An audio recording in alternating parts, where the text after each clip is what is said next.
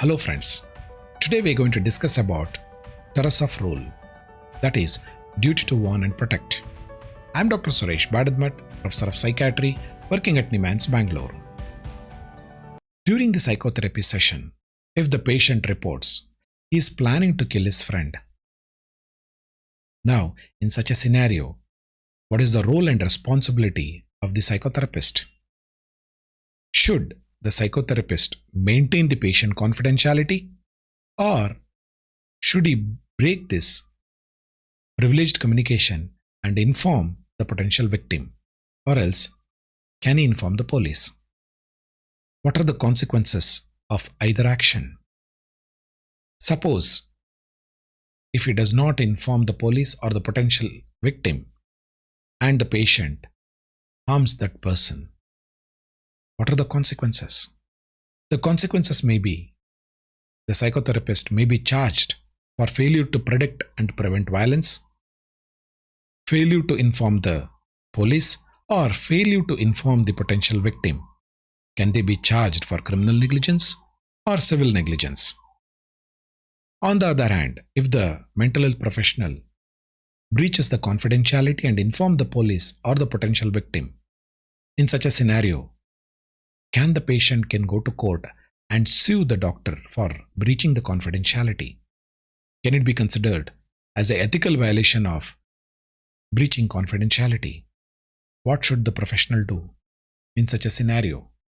On one hand, there is a deep sea. On the other side, there is a devil. Where should a mental health professional should go? In this regard, there is a celebrity case, a landmark judgment. The judgment is called as Tarasoff versus Regent of University of California. In this slide, you can see Miss Tatiana Tarasoff and Mr. Prosenjit Poddar. Let's discuss this important case. Mr. Prosenjit Poddar, a student from West Bengal, India, goes to the University of California, Berkeley in September 1967. In 1968, Mr. Prosenjit Poddar meets Miss Tatiana Tarasoff in a dance class. They become friends. They start dating. Mr. Prosenjit Poddar feels that Miss Tatiana Tarasoff is also in love with him. He proposes to Tatiana Tarasoff. Tatiana Tarasoff declines his love proposal and she reports she is meeting someone else. Prosenjit Poddar becomes depressed. He neglects his academic classes. He starts neglecting his personal care. He had a complete mental health breakdown.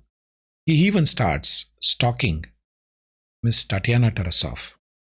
In 1969, Tatiana Tarasoff traveled to South America. During that time, Prosenjit Poddar could not tolerate this depression, starts therapy with the campus psychologist, Mr. Lawrence Murray. And during the therapy session, Mr. Poddar revealed that he is planning to kill Miss Tatiana Tarasoff.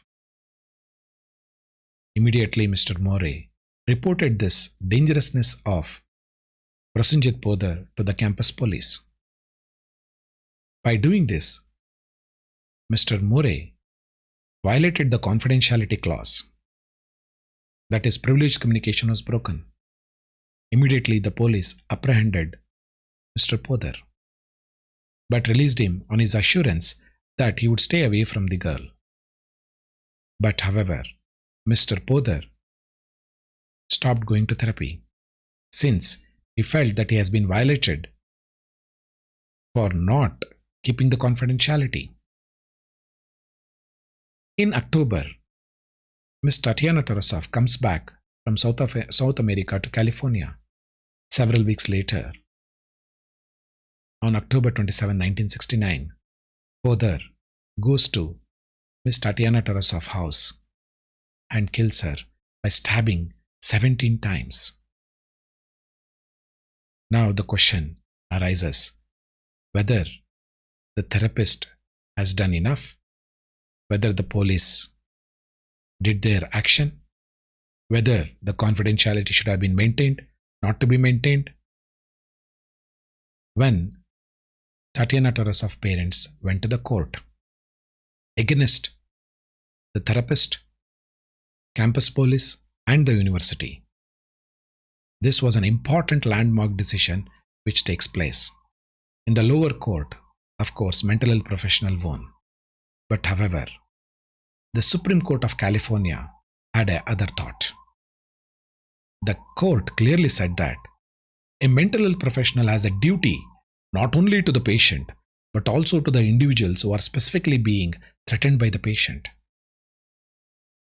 The California Supreme Court clearly said that in Tarasoff 1 ruling, duty to warn the victim was enforced on the mental health professionals. During this judgment, Justice Matthew O. Tabrinor clearly reported that, in his own words, we conclude that the public policy favoring protection of the confidential character of the patient-psychotherapist communication must yield to the extent of which disclosure is essential to avert the dangers to others. The protective privilege ends where the public perils begins. This was a landmark judgment in Tarasoff 1. But unfortunately, mental health professionals became angry. They did not like this court's decision. They raised voice against the Tarasoff 1 ruling. They also argued that confidentiality is the basic ingredient of any psychotherapy. The therapist should maintain the confidentiality at any cost. Then only the patient and the therapist communication and also the trust remains. Again, some of them even argued if the psychologist maintained the confidentiality instead of going to the police, the Poddar would have continued the therapy. By continuing therapy, we could have averted this danger, or else we could have even averted the death of Tarasoff. That was the argument. Hence, they appealed to the court to relook into the Tarasoff 1. And after discussing the case again by the Supreme Court of California, they clearly said that again, although the police warned Mr. Poddar, and Poddar also reported that he is going to stay away from Ms. Tatiana Tarasoff, but they did not take any steps for detaining him, treating him, or informing the Tatiana Tarasoff.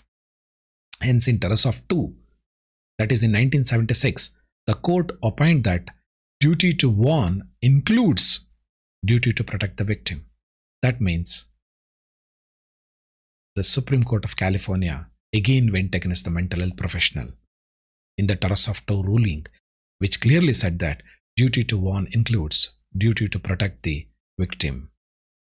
The California Supreme Court ruling is a landmark judgment and clearly reports that psychiatrist who has a reason to believe that a patient may injure someone else, then they should notify the intended victim of the danger and also to inform the police. By notifying the police and also taking appropriate measure for treatment of the patient is essential. That's what the California Supreme Court clearly reported. That means Tarasoff 2 prevails now. That is, duty to warn includes duty to protect. Here, now the question comes, to what extent we should go to protect the victim?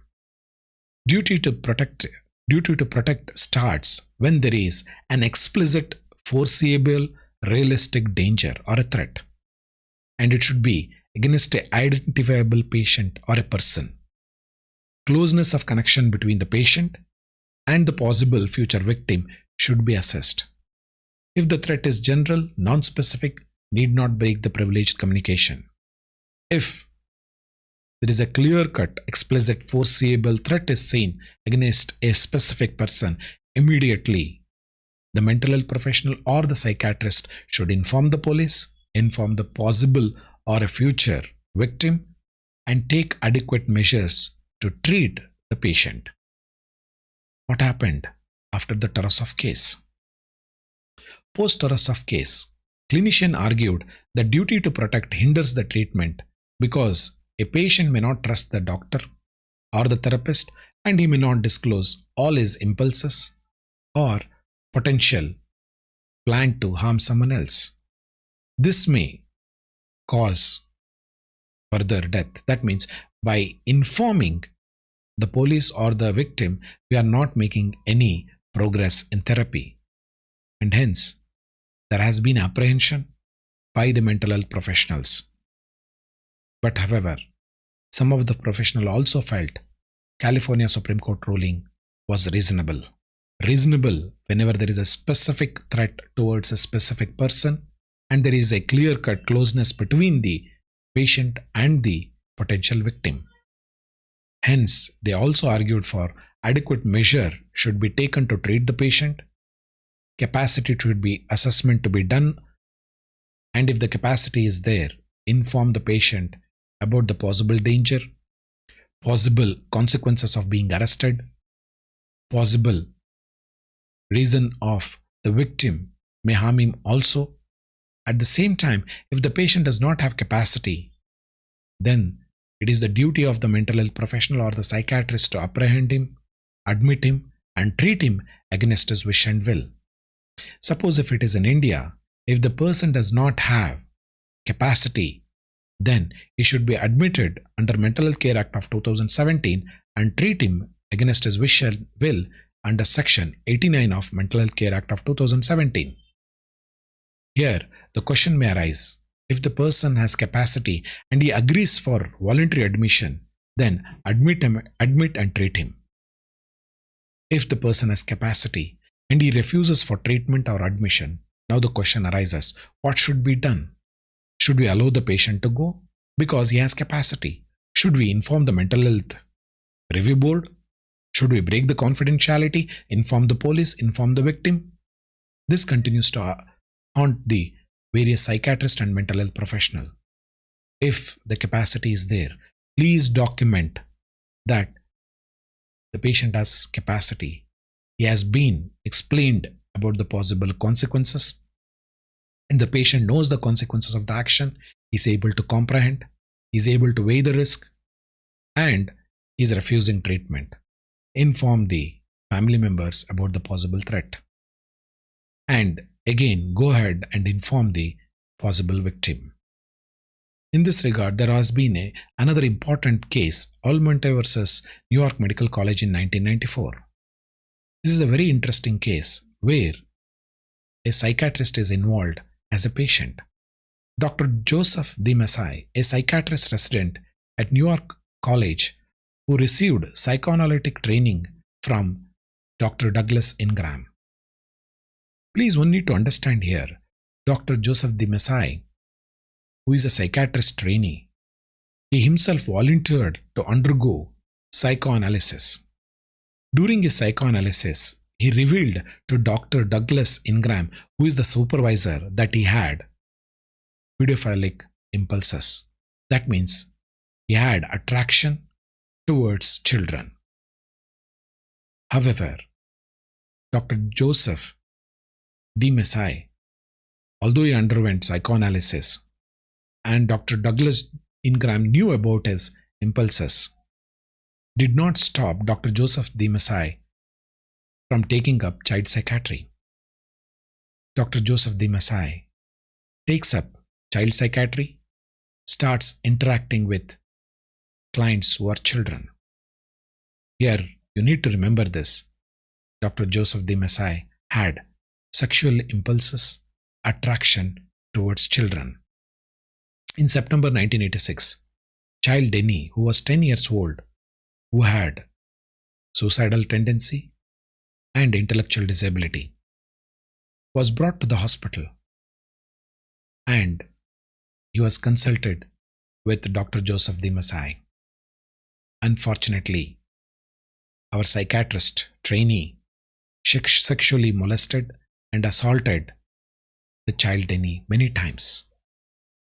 Now, the question arises whether Dr. Ingram, by maintaining confidentiality, allowed Dr. Joseph D. Masai to assault child Denny. In this regard, the parents, Gladys and Ricardo Almanto, went to the court for not stopping Dr. Joseph de Messai from practicing child psychiatry, and they went to court against Dr. Ingram. Dr. Dr. Joseph de Messai was prosecuted criminally for assaulting the client, that is, the child. He was convicted for 5 years imprisonment. He was stripped off from his medical license. At the same time, they also said that Dr. Douglas H. Ingram was also negligent for not informing the potential victims and also did not stop Dr. Joseph de Messai for taking up child psychiatry. Here, you need to understand this. If you are going to take the case of Tatiana Tarasoff ruling, here, Dr. Joseph de Messai had pedophilic impulses towards children, but there was no specific intent towards any specific child here. But however, Dr. Douglas knew that Dr. Joseph de Messai can be a potential danger towards children.